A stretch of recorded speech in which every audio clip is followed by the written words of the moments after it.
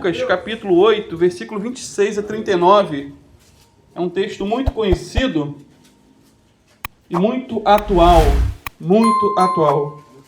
Lucas 8, versículo 26 a 39, fala da libertação do endemoniado gadareno, famoso gadareno.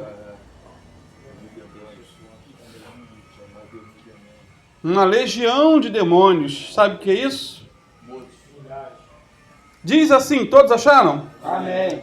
E navegaram para a terra dos Gadarenos, que está defronte da Galileia.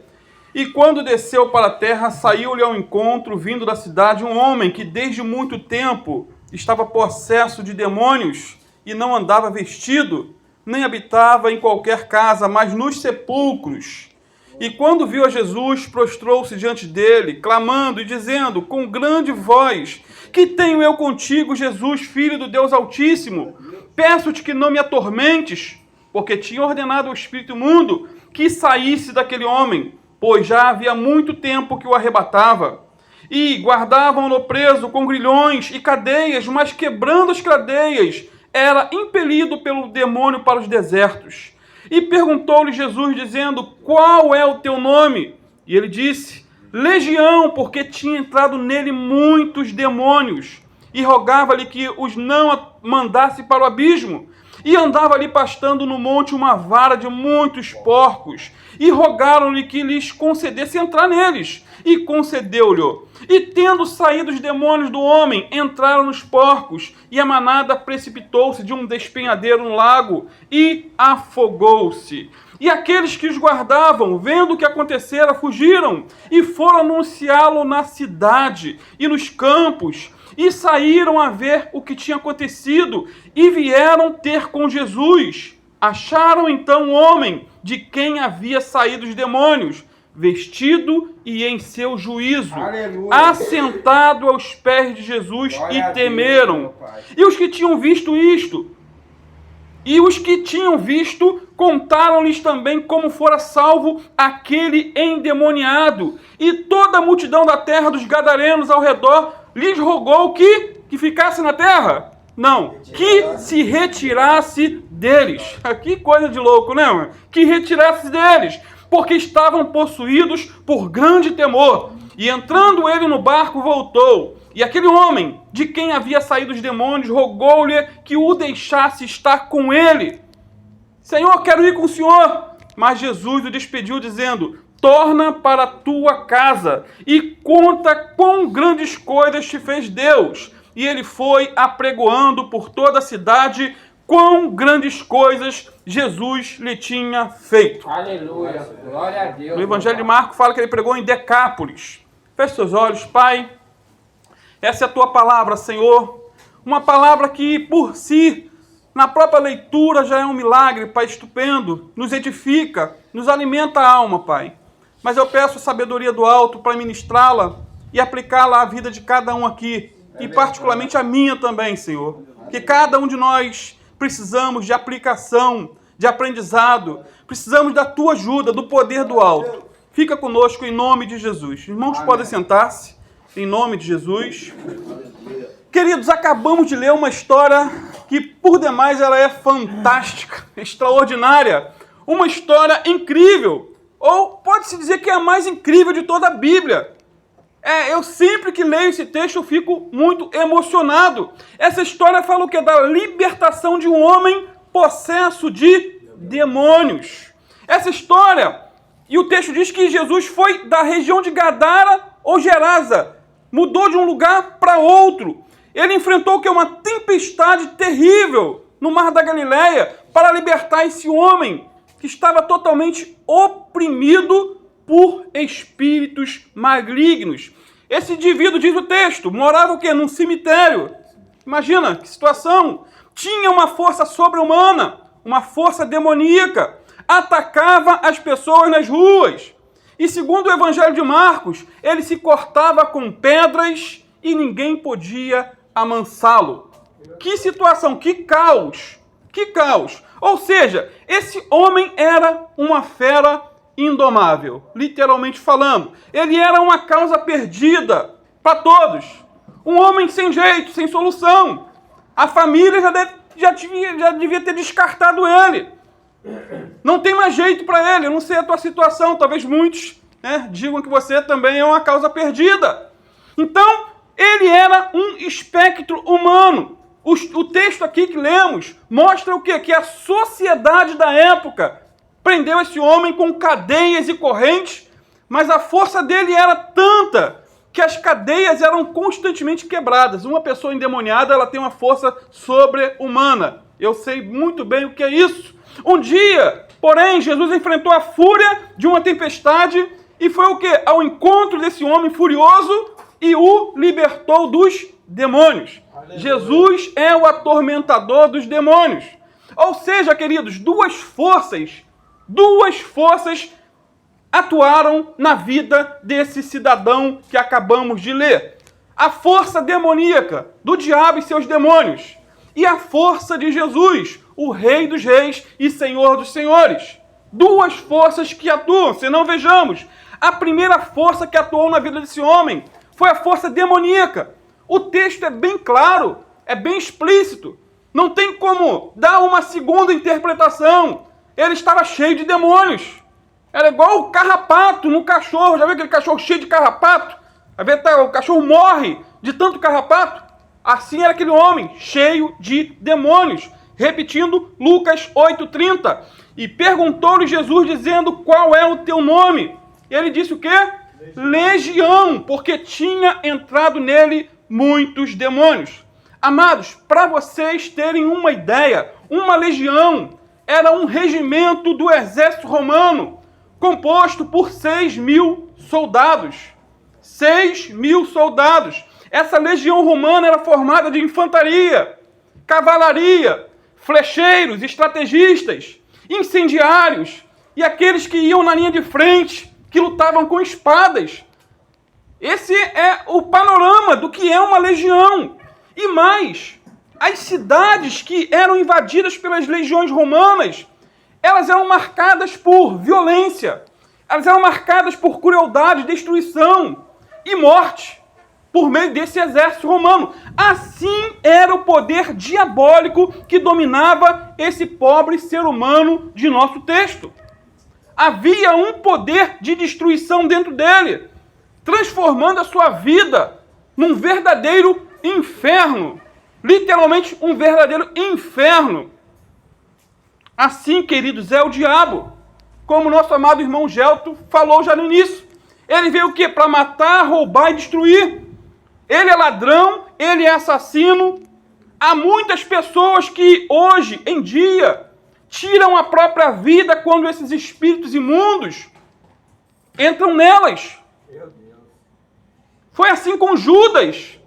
Não sei se você conhece a história de Judas Iscariotes, um discípulo, um apóstolo de Jesus. A Bíblia diz que Satanás entrou nele depois da traição e o levou ao suicídio. Se matou. Então essa legião de demônios deturpou a personalidade e o comportamento desse homem, de tal maneira que ele morava em um lugar nada comum, dentro de um cemitério. Tinha um comportamento nada comum.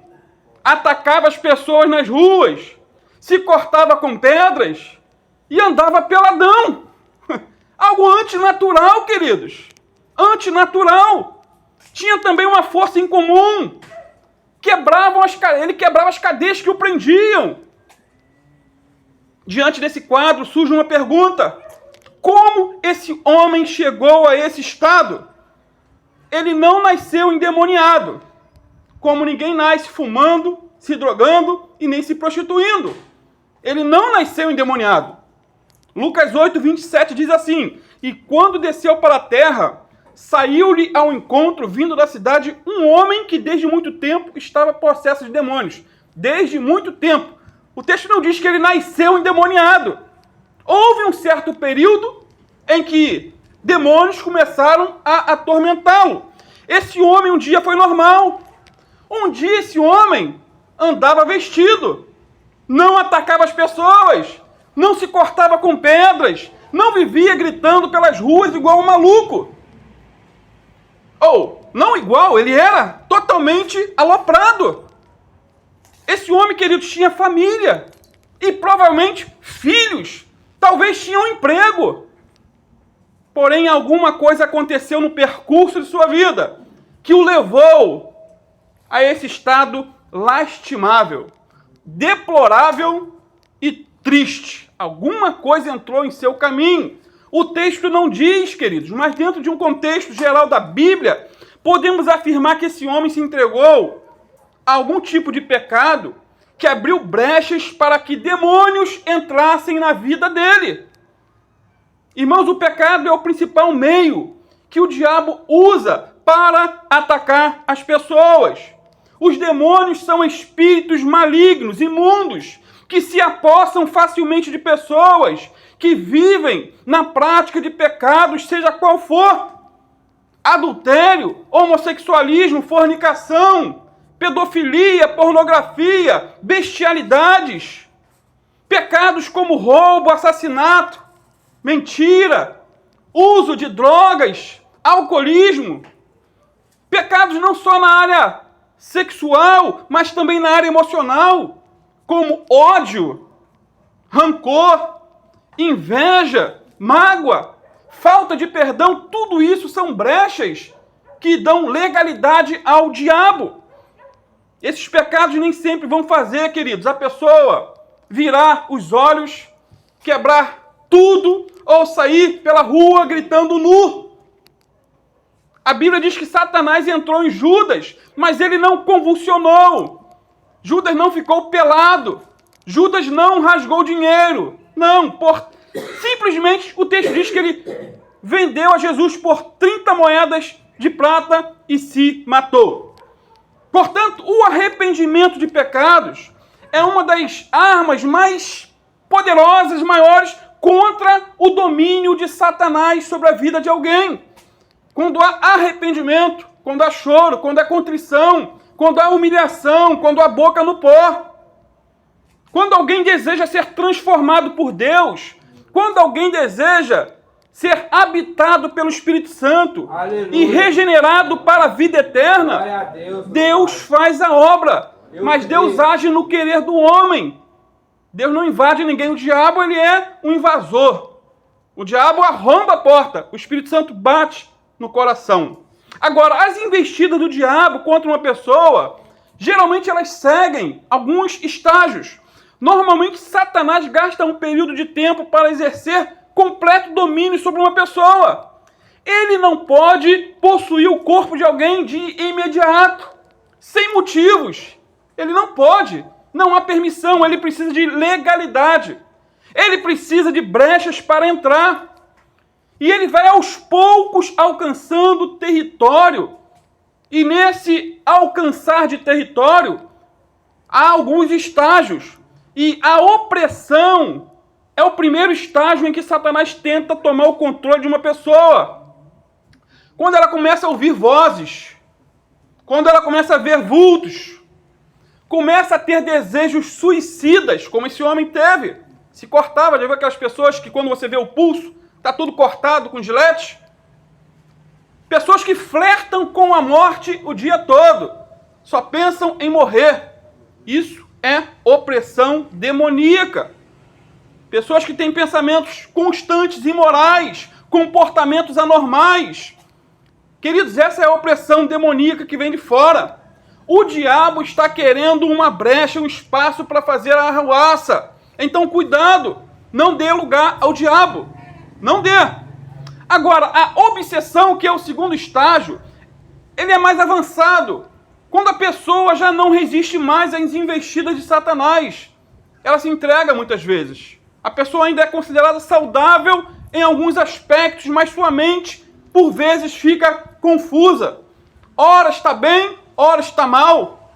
Tem hora que a pessoa está normal, mas tem momentos que ela age de maneira irracional, anormal, estranha,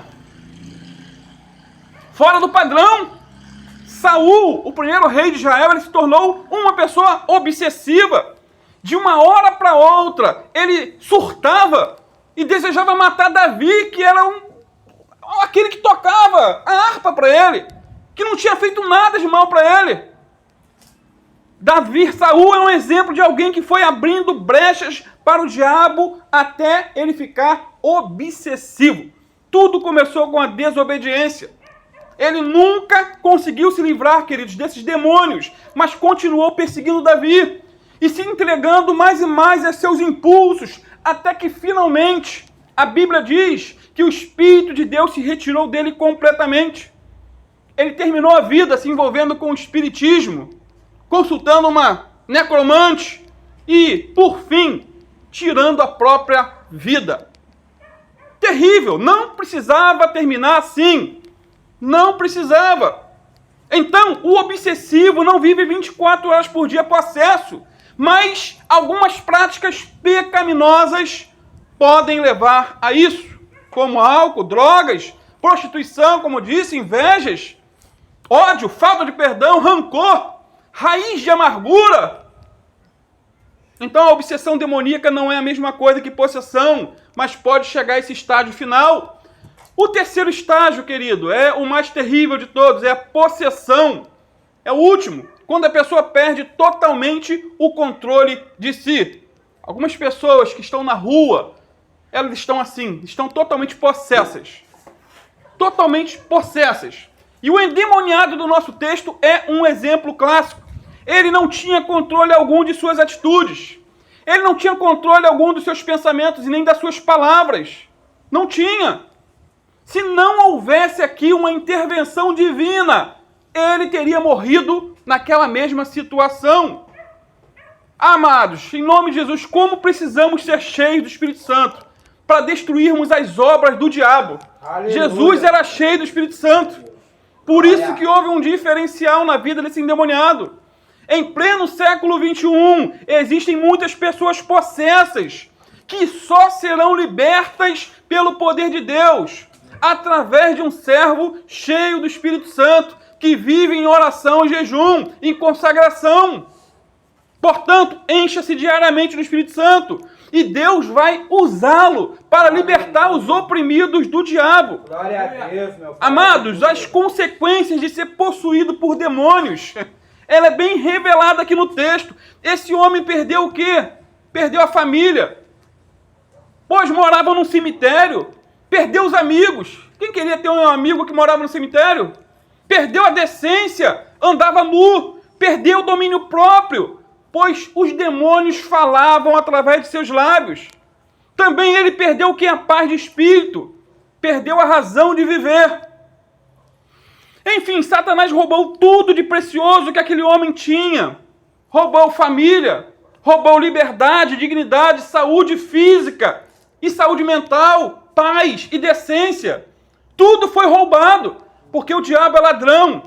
Como já disse, ele veio para matar, roubar e destruir, mas Jesus veio para dar vida e vida com abundância. Aleluia. Queridos, quem se junta com demônios só tem perdas na vida. Mas quem se apega a Jesus Cristo está com a maioria e tem vitórias em todas as áreas da sua vida. Aleluia! Glória a Deus! Muitos que estão aqui nessa tarde eram também causas perdidas. É verdade. Não era? É verdade.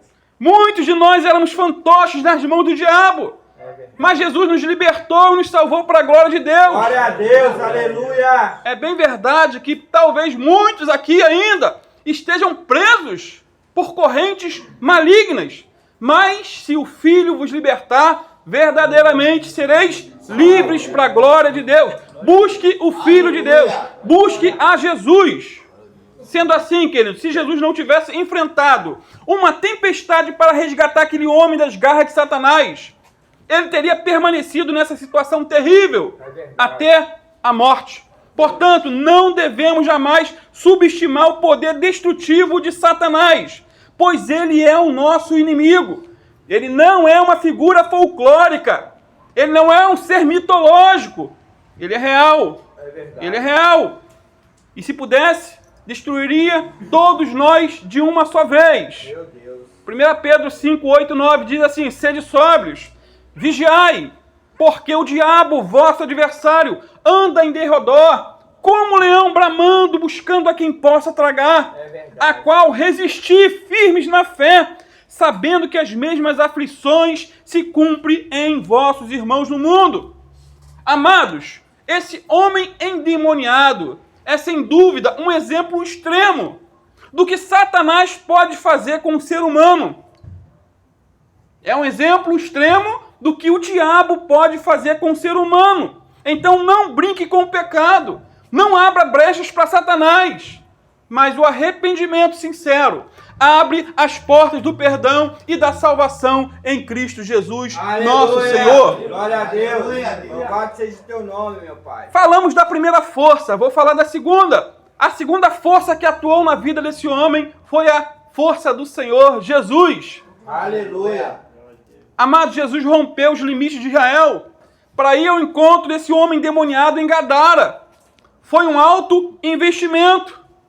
Momentos antes, diz a Bíblia, Jesus já havia enfrentado a fúria de uma tempestade, que muitos entendem ter sido de ordem demoníaca, para que Jesus não fosse libertar aquele homem. E agora aqui nesse texto, Jesus enfrenta o quê? A fúria de Satanás para libertar esse homem. Aleluia. O que eu aprendo com isso? Qual lição podemos tirar para a nossa vida?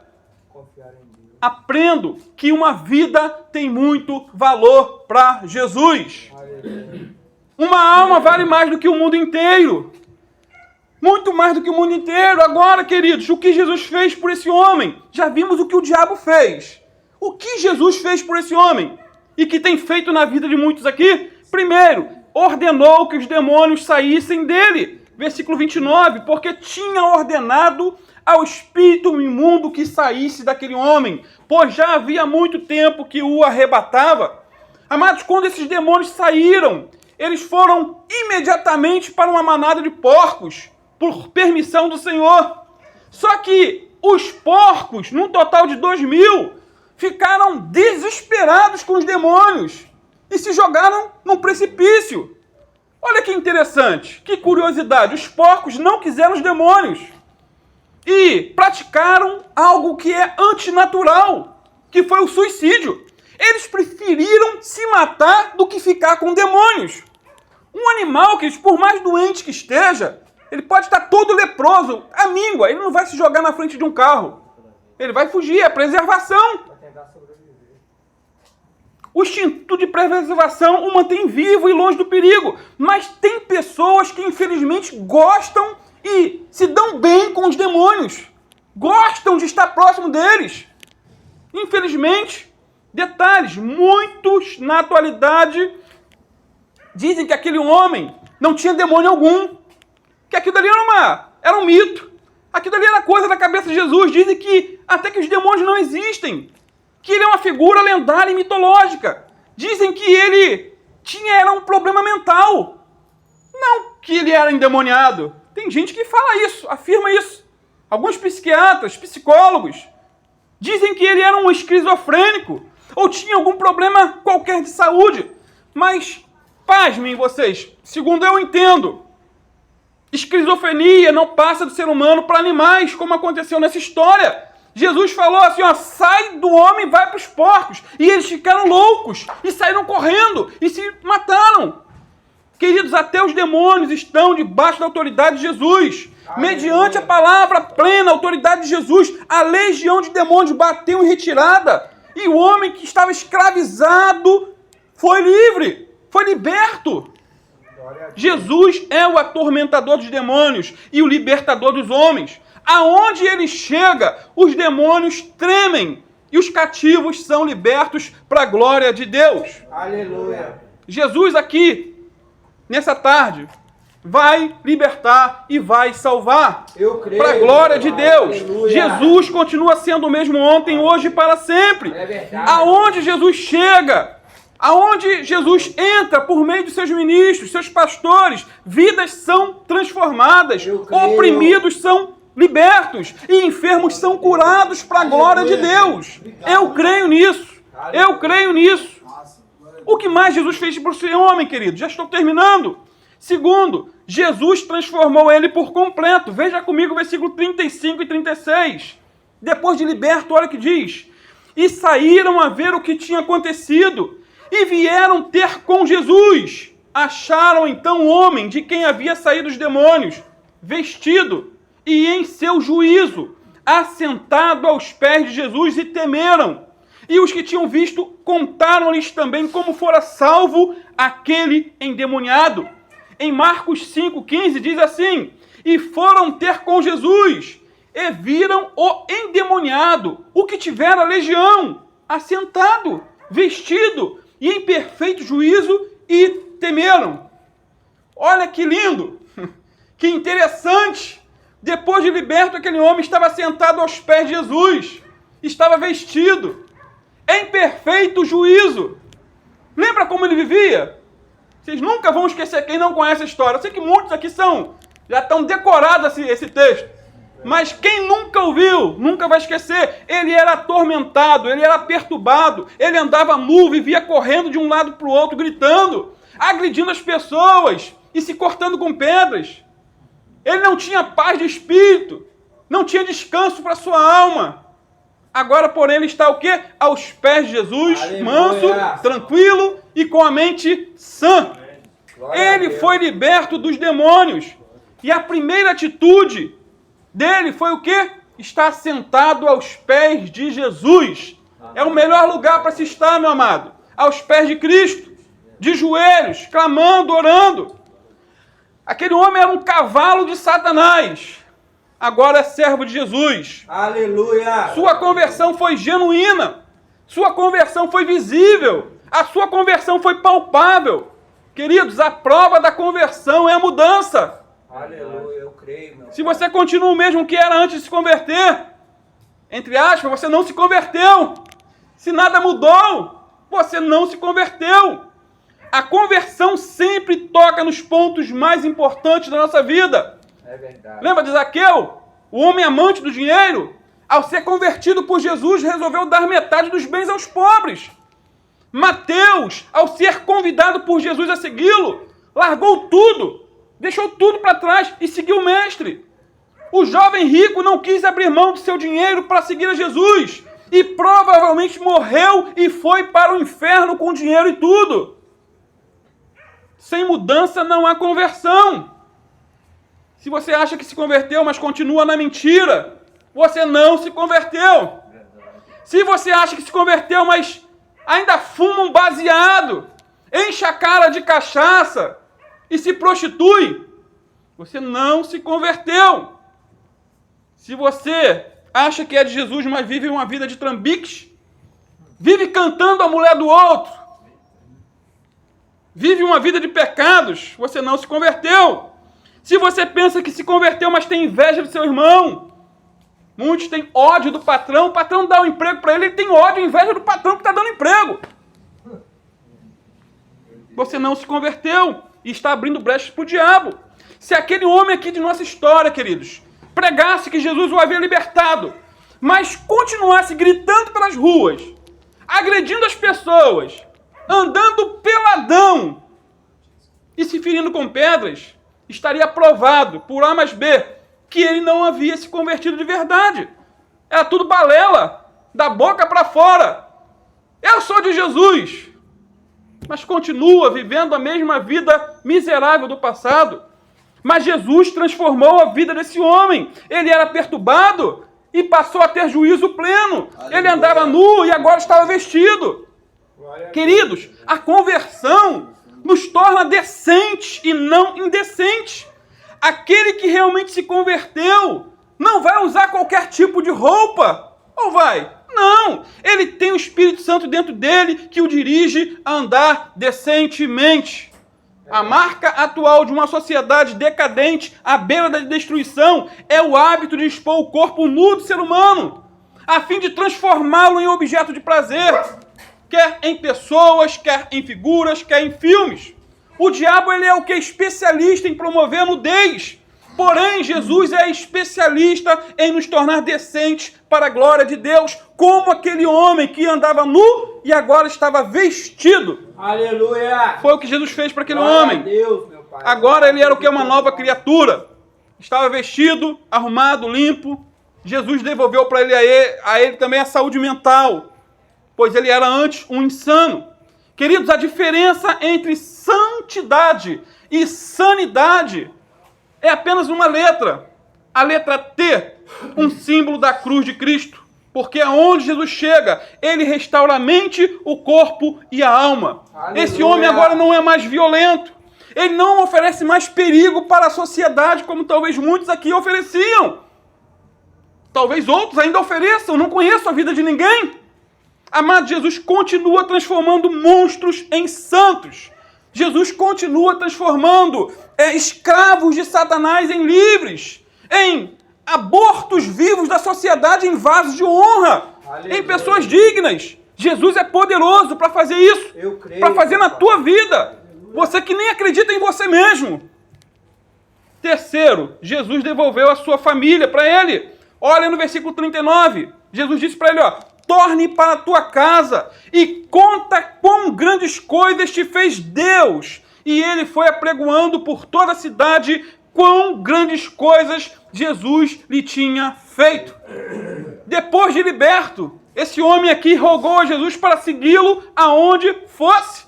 Mas Jesus não deixou. Interessante, né? Não deixou. O interessante é que Jesus atendeu o pedido dos demônios para que fossem e entrassem nos porcos e agora nega o pedido de um homem de segui-lo. Mas esse ex-demoniado aqui, liberto, ele fala, Senhor, eu quero te seguir. Deixa eu ir com o Senhor. Fazer a obra missionária. Jesus não o permitiu.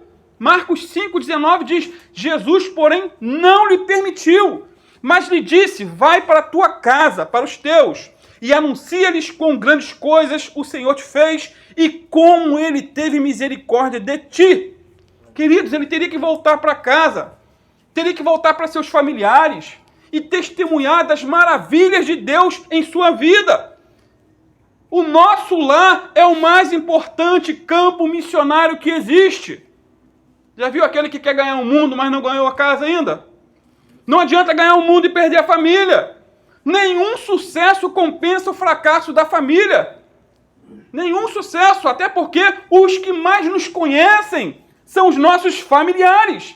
E quando honramos a Deus em nosso lar, podemos até pensar em ir em outros lugares. Esse homem do nosso texto voltou para casa transformado, amoroso com a esposa e carinhoso com os filhos, porque Jesus faz isso. Ele devia ser uma fera indomável dentro de casa. Até o cachorro devia ter medo dele. Mas agora tudo mudou. Com certeza ele voltou pedindo perdão para as pessoas que ele havia ferido, magoado e maltratado. É verdade. Essa é a mudança que Jesus faz na vida de um homem que é liberto por ele. Concluindo finalmente, Jesus fez desse ex-endemoniado um pregador do Evangelho. Isso é Glória a lindo. Deus, aleluia. Em Marcos 5,19, parte B, e versículo 20, diz assim, Jesus disse para ele, vai para a tua casa para os teus, e anuncia-lhes quão grandes coisas o Senhor te fez, e como teve misericórdia de ti. E ele foi e começou a anunciar em Decápolis quão grandes coisas Jesus lhe fizera. E todos se maravilharam. De endemoniado a pregador. Aleluia. Ele prega não só para sua família, queridos, mas também por toda a região de Decápolis. E essa Decápolis aqui era uma liga de 10 cidades helênicas. Citópolis, Filadélfia, Gerasa, Pela, Damasco, Canata, Dion, Ábila, Gadara e Hippo. Ou seja, ele não apenas anuncia uma mensagem teórica, mas o que Jesus lhe fizera, a sua própria experiência. Será que você tem o que falar? Você tem um antes e um depois para testemunhar? Ele era um retrato vivo do poder do Evangelho, queridos. Um verdadeiro monumento da graça de Deus, esse homem. O lugar dele não era ao lado de Jesus ali fisicamente, mas na sua cidade, junto com sua família. Até porque Jesus sabe o melhor lugar que devemos estar. Devemos submeter nossas escolhas ao Senhor. Ele sabe o que é melhor para mim e para você. O mais importante de tudo é estar no centro da vontade de Deus. Aleluia. Sendo assim, esse homem tornou-se um dos primeiros missionários entre os gentios. Com certeza, muitos vieram a crer no Senhor por intermédio do seu testemunho de vida, da mudança que Deus fez nele. Antes e o depois foi marcante na vida desse homem. Antes ele gritava e atacava as pessoas nas ruas. Agora ele o quê? Anuncia as boas novas de salvação para onde vai. Antes, ele era um problema para a família, uma dor de cabeça para as autoridades policiais. Agora, ele é o quê? Uma bênção. Antes, ele era um mensageiro de morte. Agora, um embaixador da vida. Antes, ele estava cheio e possesso de demônios. Mas agora, ele é um homem transformado e cheio do Espírito Santo de Deus. Amém, queridos? Vamos ficar de pé. Daqui a pouco vocês estão indo para outro culto. Vai ser mais uma bênção lá, eu creio nisso, para a glória do Senhor. Pai, muito obrigado, Senhor, por essa palavra.